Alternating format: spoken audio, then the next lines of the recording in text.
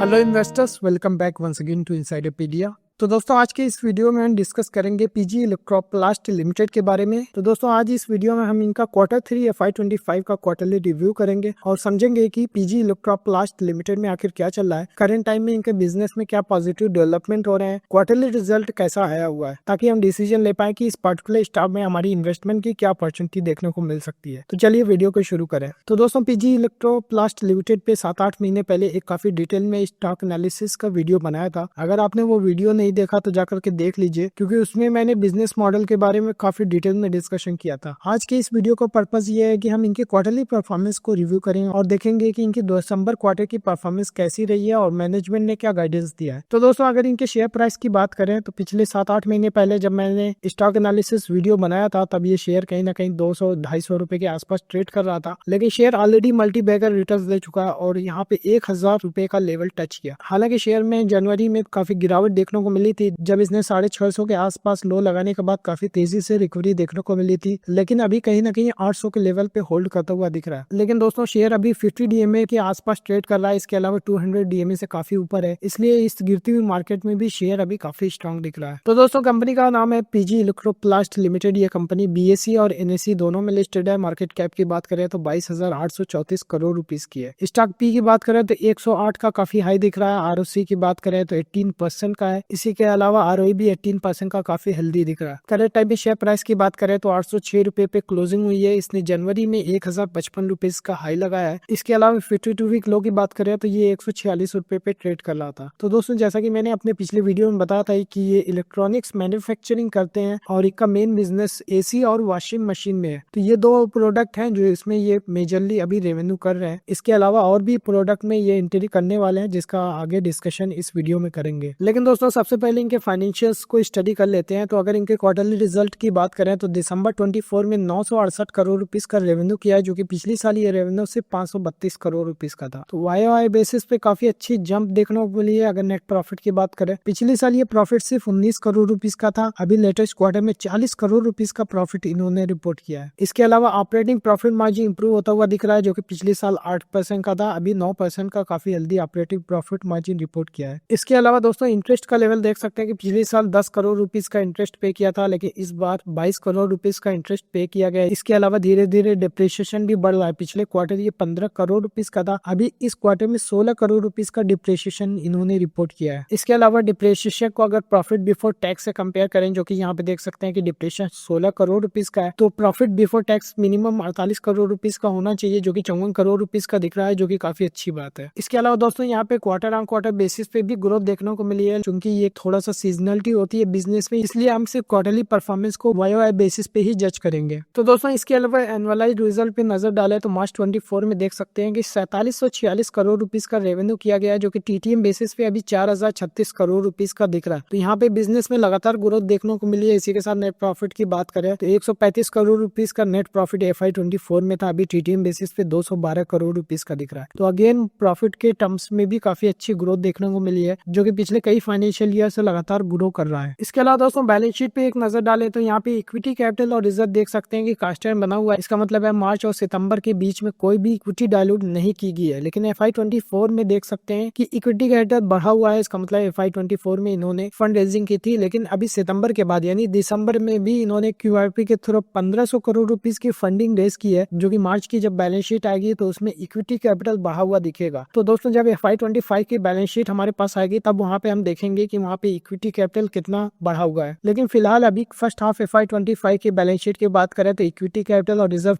Almost कह सकते हैं 1150 करोड़ रुपीस के आसपास है, जहाँ पे बॉरोइंग का लेवल 450 करोड़ रुपीस का दिख रहा है। इसका मतलब है कि रफली 50% का डेट टू इक्विटी रेशियो हो जाता है। फिक्स्ड एसेट में कोई ऐसा मेजर चेंजेस देखने को नहीं मिला है, जो कि FY24 में 783 करोड़ था, जो कि फर्स्ट हाफ FY25 में 796 करोड़ रुपीस का दिख रहा है। लेकिन दोस्तों यहाँ पे CWIP का भी कंपोनेंट देख सकते हैं कि 142 करोड़ रुपीज का दिख रहा है। इसका मतलब है कि कंपनी के कुछ मेजर ऑनगोइंग कैपेक्स चल रहे हैं। तो आगे वीडियो में डिस्कस करेंगे कि ये कैपेक्स किस तरह का है और कमर्शियल ऑपरेशन कब शुरू होगा। इसके अलावा दोस्तों इन्वेंट्रीज पे एक नजर डालें तो इन्वेंट्री का लेवल देख सकते हैं कि FY23 में 354 करोड़ रुपीज का था, FY24 में 545 करोड़ रुपीज का हुआ और फर्स्ट हाफ FY25 में 595 करोड़ रुपीज का था। हालांकि मैनेजमेंट ने बताया कि दिसंबर के एंड तक 1000 करोड़ रुपीज की ये इन्वेंट्री होल्ड कर रहे हैं। इसके अलावा ट्रेड रिसीवेबल की बात करें तो ये काफी अंडर कंट्रोल है। FY23 में 438 करोड़ रुपीज का था, फर्स्ट हाफ FY25 में 471 करोड़ रुपीज का। जिस हिसाब से बिजनेस ग्रोथ हुई है उस हिसाब से काफी अंडर कंट्रोल दिख रहा है। इसी के साथ कैश एंड कैश इक्विवेलेंट की बात करें तो ये 147 करोड़ रुपीज का कैश भी होल्ड कर रहे हैं। तो दोस्तों कैश फ्लो पे एक नजर डालें तो यहाँ पे देख सकते हैं कि cash from operating activity positive दिख रहा है। FY23 में 46 करोड़ रुपीज का कैश जनरेट हुआ है, FY24 में भी 146 करोड़ रुपीज का बिजनेस से कैश जनरेट हुआ है। लेकिन लगातार ये इन्वेस्टमेंट भी कर रहे हैं, जो कि FY23 में 173 करोड़ रुपीज का इन्वेस्टमेंट किया था और FY24 में 399 करोड़ रुपीज का इन्होंने इन्वेस्टमेंट किया। साथ ही साथ फाइनेंसिंग एक्टिविटी पॉजिटिव में दिख रहा है, क्योंकि जितना बिजनेस से ये कैश जनरेट कर रहे हैं उससे ज्यादा ये इन्वेस्टमेंट कर रहे हैं, इसलिए इनको एक्सटर्नल फंडिंग की रिक्वायरमेंट पड़ रही है। तो दोस्तों रेशियोज पे एक नजर डाले तो डेब्टर के डेज देख सकते हैं कि 74 डेज का था FY23 में और FY24 में भी 74 डेज का एकदम कांस्टेंट बना हुआ है। इसके अलावा वर्किंग कैपिटल डेज की बात करें तो इसमें इंप्रूवमेंट देखने को मिला है, जो कि FY23 में 64 डेज का था, अभी FY24 में 59 डेज का दिख रहा है। इसके अलावा ROC की बात करें तो FY23 में 17% का था, लेकिन FY24 में इंप्रूवमेंट देखने को मिला है और 90% का ये मेंटेन कर रहे हैं। तो दोस्तों अगर शेयर होल्डिंग पैटर्न पे नजर डाले तो प्रमोटर्स की होल्डिंग देख सकते हैं कि दिसंबर क्वार्टर में कम होती हुई दिख रही है, जो कि सितंबर 24 में 53.42% थी, अभी दिसंबर में 49.37% है। जैसा कि मैंने बताया कि बैलेंस शीट में हमारे पास सिर्फ सितंबर 24 तक की है, लेकिन दिसंबर में इन्होंने फर्दर इक्विटी डायलूट किया और QIP के थ्रू फंड रेज किया है, जिसकी वजह से प्रमोटर्स की होल्डिंग कम होती हुई दिख रही है। लेकिन दोस्तों FIs की होल्डिंग की बात करें तो ये एकदम कांस्टेंट बनी हुई है, जो कि सितंबर 24 में 10% की थी और दिसंबर में भी 10% की मेंटेन है। इसके अलावा दोस्तों DIs की होल्डिंग बढ़ती हुई दिख रही है, जो कि देख सकते हैं कि सितंबर में 9.8 थी, जो कि बढ़कर के 16.22% हो गई है। काफी अच्छा जंप देखने को मिला है DIs की होल्डिंग में। इसके अलावा पब्लिक की होल्डिंग की बात करें 25.9% होल्डिंग थी, जो कि कम होकर के 24.11% रह गई है। तो दोस्तों ओवरऑल शेयर होल्डिंग में हमने देखा कि इक्विटी डायलूट करने की वजह से प्रमोटर्स की होल्डिंग कम हुई है, FIs की होल्डिंग कांस्टेंट बनी हुई है, लेकिन DIs की होल्डिंग बढ़ती हुई दिख रही है। ओवरऑल पब्लिक की होल्डिंग कम हो रही है, जो कि काफी अच्छी बात है। इसके अलावा नंबर ऑफ शेयर होल्डर की बात करें तो 1,03,595 इसमें इन्वेस्टर थे, अभी 1,35,421 इन्वेस्टर इन्वेस्टेड है। हालांकि दोस्तों पिछले साल जब मैं ये वीडियो बनाया था तब इसमें शेयर होल्डिंग में सिर्फ 20,000 इन्वेस्टर अभी दिख रहे थे, अभी 20,000 इन्वेस्टर से बढ़कर के 1,35,000 इन्वेस्टर अभी इसमें दिख रहे हैं। इसका मतलब है कि शेयर की पॉपुलैरिटी काफी बढ़ गई है और उस टाइम स्टॉक भी 62 का दिख रहा था। हालांकि आज इतनी ज्यादा गिरावट होने के बावजूद भी अभी स्टॉक भी 100 से ज्यादा का दिख रहा है। तो दोस्तों अभी तक हमने देखा कि PG इलेक्ट्रोप्लास्ट जो कि एक इलेक्ट्रॉनिक्स मैन्युफैक्चरिंग कंपनी है, जिसका शेयर प्राइस 800 के आसपास कंसोलिडेट होता हुआ दिख रहा है। इसके अलावा क्वार्टरली परफॉर्मेंस काफी अच्छी थी, जहां पे ये दिसंबर क्वार्टर में पिछले साल के कंपैरिजन में तकरीबन 80% की ग्रोथ देखने को मिली है और जहां पे प्रॉफिट ये 100% से ग्रो हुआ है। इसके अलावा एनुअलाइज्ड रिजल्ट में हमने देखा कि ये लगातार बिजनेस में ग्रोथ कर रहे हैं, लेकिन ग्रोथ इतनी ज्यादा है कि इनको एक्सटर्नल फंडिंग की रिक्वायरमेंट पड़ रही है, जिसकी वजह से ये लगातार इक्विटी डायलूट कर रहे हैं। हालांकि बिजनेस में कैश फ्लो जनरेट हो रहा है, लेकिन जितना कैश फ्लो जनरेट नहीं हो रहा उससे ज्यादा ये इन्वेस्टमेंट कर रहे हैं, इसी वजह से एक्सटर्नल फंडिंग की रिक्वायरमेंट पड़ रही है। शेयर होल्डिंग पैटर्न में हमने देखा कि दिसंबर में फर्दर इक्विटी डायलूट करने की वजह से प्रमोटर्स की होल्डिंग 50% के अंदर आ गई है। यहाँ पे DIs की होल्डिंग बढ़ती हुई दिख रही है। तो दोस्तों अब आगे इस वीडियो में डिस्कस करेंगे आखिर मैनेजमेंट ने क्या कमेंट्री की, इनका बिजनेस करंट टाइम में कैसा चल रहा है और अभी इन्होंने जो फंडिंग रेज की थी उसका यूटिलाइजेशन कहाँ पे करेंगे। इन सारी चीजों को डिस्कस करने के बाद हम डिसाइड करेंगे कि आखिर इसमें इन्वेस्टमेंट करने की क्या अपॉर्चुनिटी मिल सकती है। तो चलिए मैनेजमेंट की कमेंट्री को डिस्कस करें। तो दोस्तों सबसे पहले इनके फाइनेंशियल परफॉर्मेंस और ग्रोथ पे एक नजर देख लेते हैं। तो दोस्तों अगर इनके रेवेन्यू ग्रोथ की बात करें तो रूम एयर कंडीशनर में 154% की YoY बेसिस पे ग्रोथ देखने को मिली है और 1636 करोड़ रुपीस का रेवेन्यू इन्होंने रिपोर्ट किया है। इसके अलावा वॉशिंग मशीन के अगर सेगमेंट में बात करें तो यहाँ पे भी 49% की ग्रोथ देखने को मिली है। इसके अलावा लास्ट ईयर दोस्तों इनका कूलर का अभी बिजनेस स्टार्ट किया था, तो यहाँ पे भी 127% की YoY बेसिस पे काफी अच्छी ग्रोथ देखने को मिली है। कहीं ना कहीं रूम AC में काफी ज्यादा इको ग्रोथ देखने को मिली है। तो दोस्तों इसके अलावा FY25 के अगर रेवेन्यू और प्रॉफिट गाइडेंस की बात करें तो इन्होंने बताया कि PG इलेक्ट्रोप्लास्ट की स्टैंड लोन जो कंपनी है वहां से 4550 करोड़ रुपीस का रेवेन्यू आ सकता है। इसके अलावा गुड वर्क इलेक्ट्रॉनिक जो कि जॉइंट वेंचर है कार्बन मोबाइल कंपनी के प्रमोटर्स के साथ, यहाँ पे 550 करोड़ रुपीस का रेवेन्यू इन्होंने किया। इसके अलावा अगर टोटल ग्रुप के रेवेन्यू के टारगेट की बात करें तो 5100 करोड़ रुपीस का इन्होंने FY25 के लिए टारगेट दिया है, जो कि FY24 के कंपैरिजन में 86% की ग्रोथ होगी। तो दोस्तों जब स्टॉक एनालिसिस का मैंने वीडियो बनाया था तो वो काफी हेल्पफुल होता है। पर्सनली जब मुझे किसी कंपनी पे स्टडी करना होता है, अगर पास्ट में मैंने उसको कवर किया है तो वो वीडियो जाकर के मैं जरूर देखता हूँ। पहले मैं अपना नोट्स जो है PDF में सेव करके रखता था, लेकिन जब से मैं वीडियो बना रहा हूँ मुझे अपने ही वीडियो देख करके काफी हेल्प मिल जाती है कि पहले ये कंपनी कैसी चल रही थी। जैसा कि 8 महीने पहले जब इसका स्टॉक एनालिसिस किया था तो वहां पे मैनेजमेंट ने गाइड किया था कि 4000 करोड़ रुपीस का रेवेन्यू ये FY25 में कर सकते हैं, लेकिन अभी मैनेजमेंट ने फर्दर टारगेट इंक्रीज किया है और 5100 करोड़ रुपीस का रेवेन्यू का टारगेट दे रहे हैं। इसके अलावा नेट प्रॉफिट की बात करें तो दोस्तों FY25 के लिए इन्होंने पहले 200 करोड़ रुपीस का टारगेट दिया था, अभी 280 करोड़ रुपीस का टारगेट ये दे रहे हैं और 105% की ग्रोथ होगी FY24 के कंपैरिजन में। तो दोस्तों यहाँ पे प्रॉफिट के टर्म्स में भी गाइडेंस रिवाइज किया है, जो कि 200 करोड़ रुपीस का था, अभी 280 करोड़ रुपीस का ये टारगेट लेके चल रहे हैं। तो दोस्तों यहाँ पे TTM रेवेन्यू की बात करें जो FY25 का इनका टारगेट था ऑलरेडी ये ओवर अचीव कर चुके हैं। इसके अलावा नेट प्रॉफिट भी इन्होंने 200 करोड़ रुपीस का टारगेट दिया था, तो नेट प्रॉफिट के टर्म्स में भी ये ओवर अचीव कर चुके हैं। इसी वजह से इन्होंने टारगेट अपना रिवाइज किया है। तो दोस्तों अब आप समझ गए होंगे कि इसका शेयर प्राइस इतना अच्छा रिटर्न क्यों दिया है, क्योंकि मैं भी जब स्टॉक एनालिसिस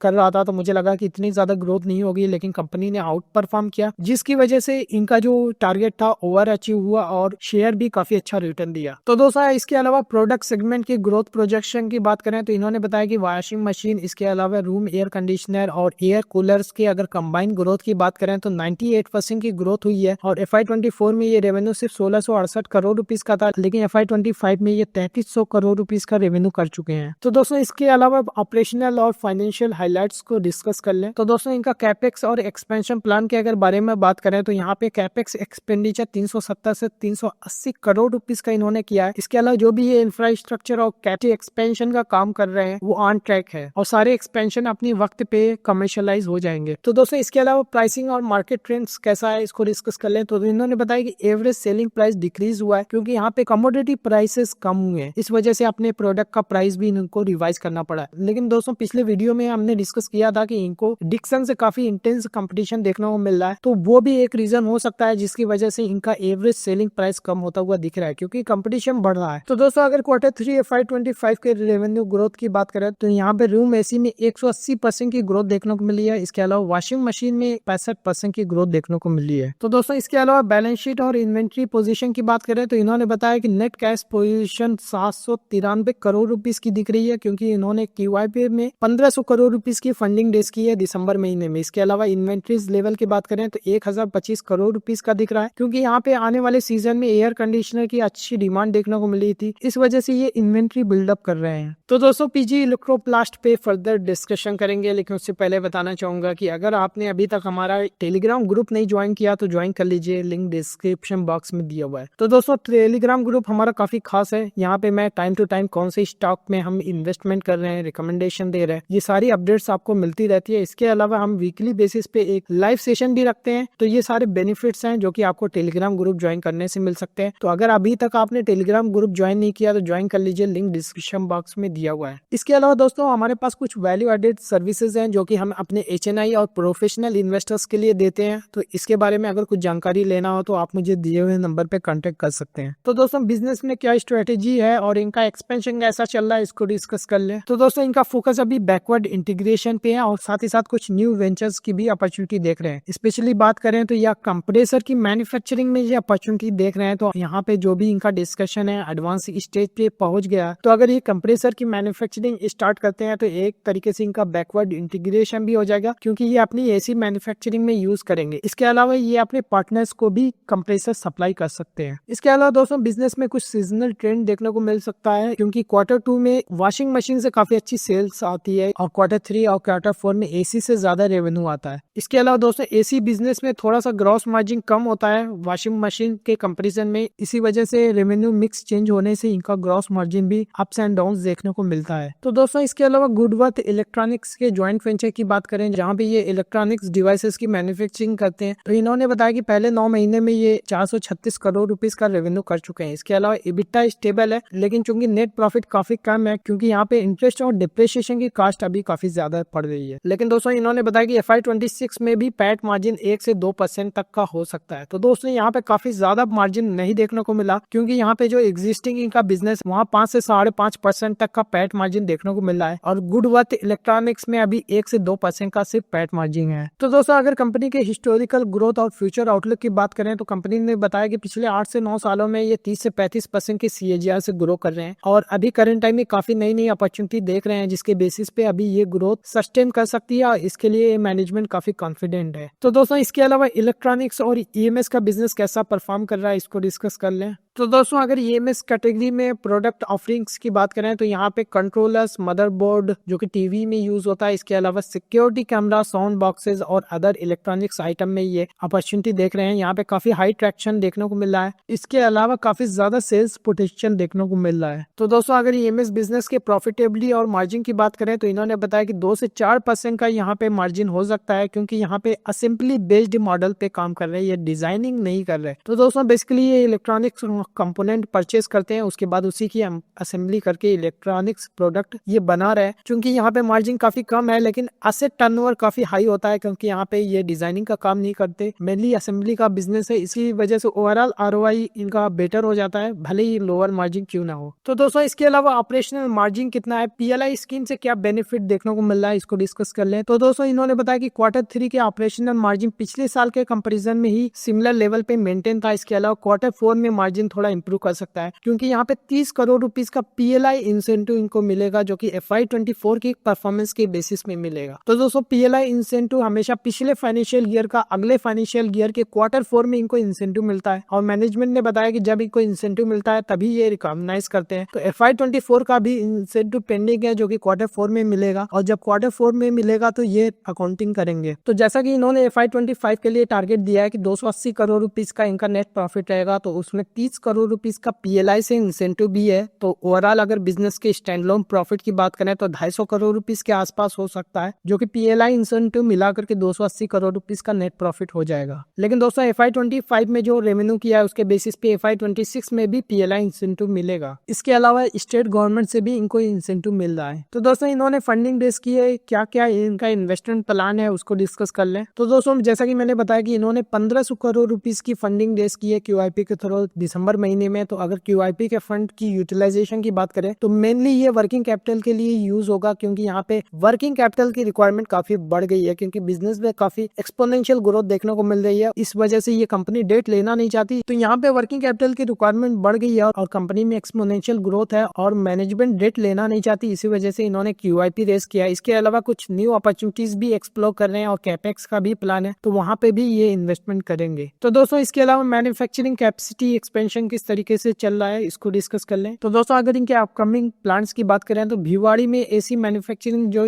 ऑलरेडी कमीशन हो चुका है, ट्रायल प्रोडक्शन ऑलरेडी स्टार्ट हो चुका है। यहाँ पे BIS सर्टिफिकेशन के लिए वेट कर रहे हैं, जैसे इनको सर्टिफिकेशन और अप्रूवल मिल जाएगा फिर ये कमर्शियल प्रोडक्शन स्टार्ट कर देंगे। इसके अलावा ग्रेटर नोएडा में वॉशिंग मशीन का एक्सपेंशन किया है, जो कि अप्रैल मई FY26 में स्टार्ट होगा। इसके अलावा सुपा प्लांट में भी ऑलरेडी प्रोडक्शन स्टार्ट हो चुका है। तो दोस्तों इसके अलावा ये इलेक्ट्रिक व्हीकल का भी बिजनेस कर रहे हैं, जहाँ पे ये EVs की असेंबली और बैटरी की मैन्युफैक्चरिंग पे फोकस करेंगे। तो इसके लिए यहाँ पे क्लाइंट से अप्रूवल ऑलरेडी मिल चुका है और जैसे ही इनका अप्रूवल मिलेगा कुछ ये सिग्निफिकेंट कैपेक्स करेंगे। अगर इसके सेल्स टारगेट की बात करें तो नेक्स्ट 2 इयर्स में ये 500 करोड़ रुपीस का बिजनेस EV से जनरेट कर सकते हैं। तो दोस्तों ये भी काफी अच्छी अपॉर्चुनिटी देखने को मिल सकती है आने वाले सालों में, जब ये EVs की असेंबली और मैन्युफैक्चरिंग स्टार्ट करेंगे। लेकिन दोस्तों समझने वाली चीज ये है कि ये खुद के लिए EVs मैन्युफैक्चर नहीं करेंगे, ये अपने OEM पार्टनर के लिए मैन्युफैक्चरिंग करेंगे। तो OEM पार्टनर जैसा परफॉर्म करेगा उसी हिसाब से इनको भी ऑर्डर्स मिलेंगे, क्योंकि इनकी कोर एक्सपर्टीज मैन्युफैक्चरिंग पे है, जहाँ पे ये अभी तक इलेक्ट्रॉनिक्स और वाइट गुड्स की मैन्युफैक्चरिंग कर रहे हैं। तो दोस्तों EVs की अगर करंट स्टेटस की बात करें तो ऑर्डर्स फाइनलाइज होने वाले हैं। अगर लॉन्च की बात करें तो 2 से 4 महीनों के अंदर इसमें लॉन्चिंग स्टार्ट हो जाएगी। तो दोस्तों इसके अलावा क्लाइंट पोर्टफोलियो और रेवेन्यू कंट्रीब्यूशन की अगर बात करें तो टॉप 5 क्लाइंट जो कि AC और वॉशिंग मशीन दोनों मिला करके है, तो 50-60% का रेवेन्यू टॉप 5 क्लाइंट से आ रहा है। इसके अलावा AC बिजनेस की बात करें तो यहाँ पे टॉप क्लाइंट पे काफी ज्यादा डिपेंडेंसी है, लेकिन मैनेजमेंट फोकस कर रही है कि अपने बिजनेस में एक डाइवर्सिफाइड क्लाइंट पोर्टफोलियो बिल्डअप किया जा सके, ताकि अगर किसी एक क्लाइंट के बिजनेस में कुछ इंपैक्ट हो तो ओवरऑल PG इलेक्ट्रोप्लास्ट के बिजनेस पे कोई मेजर इंपैक्ट देखने को न मिले। इसके अलावा वॉशिंग मशीन में भी एक क्लाइंट ऐसा है जहाँ से 15% से ज्यादा का रेवेन्यू आ रहा है। तो दोस्तों इस वीडियो का एंडिंग पार्ट कंक्लूजन। तो दोस्तों अभी तक हमने देखा कि PG इलेक्ट्रोप्लास्ट जो कि इलेक्ट्रॉनिक्स मैन्युफैक्चरिंग में पार्टिकुलर पर्टिकुलरली आपका एसी और वॉशिंग मशीन में काफी तेजी से ग्रो करने वाला स्टॉक है। इसके अलावा दोस्तों कंपनी ने कुछ ज्वाइंट वेंचर भी किए हैं जहाँ पे ये इलेक्ट्रॉनिक्स की मैन्युफैक्चरिंग स्टार्ट कर रहे हैं। हालांकि बिजनेस अभी प्रॉफिटेबल नहीं हो पाया, लेकिन FY26 में ये एक्सपेक्ट कर रहे हैं कि 2% का नेट प्रॉफिट मार्जिन ये रिपोर्ट कर सकते हैं। लेकिन दोस्तों इनका एग्जिस्टिंग बिजनेस काफी अच्छा परफॉर्म कर रहा है। इसके बेसिस पे इन्होंने एक्सपेंशन भी किया है। वर्किंग कैपिटल की रिक्वायरमेंट बढ़ गई थी, इसके लिए इन्होंने QIP से फंडिंग भी रेज की है। इसके अलावा 2 से 4 महीनों में EVs की असेंबली भी स्टार्ट करने वाले हैं। इसके अलावा दोस्तों सबसे इंपॉर्टेंट चीज जो इस कंपनी में हुई कि इन्होंने टारगेट रिवाइज किया। जब FY25 स्टार्ट हुआ था तो इन्होंने 4000 का रेवेन्यू गाइडेंस दिया था और 200 करोड़ रुपीस का नेट प्रॉफिट का टारगेट बनाया था। लेकिन दोस्तों अभी ये टारगेट ऑलरेडी अचीव हो चुका है। इस वजह से मैनेजमेंट ने अपने टारगेट को रिवाइज किया है और अभी FY25 के लिए 5000 करोड़ रुपीस का रेवेन्यू टारगेट कर रहे हैं। इसके अलावा 280 करोड़ रुपीस का नेट प्रॉफिट का भी टारगेट है। तो दोस्तों इस वजह से देख सकते हैं कि शेयर प्राइस ऑलरेडी काफी अच्छी रैली देखने को मिली है। इसके अलावा शेयर ने 650 का लो लगाया था, लेकिन काफी तेजी से बाउंस बैक किया और अभी 800 के लेवल पे कंसोलिडेट कर रहा है। लेकिन दोस्तों अगर स्टॉक पी की बात करें तो 108 का दिख रहा है। इसके अलावा PS के अगर स्टॉक पी जैसे कि केन्स टेक्नोलॉजी की बात करें तो इसका भी स्टॉक पी 102 का दिख रहा है। तो दोस्तों PG इलेक्ट्रोप्लास्ट का शेयर काफी अच्छा है, बिजनेस में ग्रोथ भी हो रही है। लेकिन केस टेक्नोलॉजी का शेयर भी सेम स्टॉक पी पे अवेलेबल है। तो अभी मैं केस टेक्नोलॉजी को स्टडी करूंगा और अगला वीडियो आपको केस टेक्नोलॉजी पे मिलेगा। फिर PG इलेक्ट्रोप्लास्ट और केन टेक्नोलॉजी में हम कंपैरिजन करेंगे, तब हम डिसीजन लेंगे कि कौन सी कंपनीज में इन्वेस्ट करना बेटर हो सकता है। बाकी दोस्तों आपकी क्या इन्वेस्टमेंट है कमेंट सेक्शन में लिख करके मुझे भी बताएं। वीडियो कैसा लगा, अच्छा लगा तो लाइक करें, चैनल पे नए हैं तो सब्सक्राइब कर लीजिए क्योंकि इसी तरह के वीडियोस में रेगुलरली अपडेट करते रहता हूं। And thank you for watching.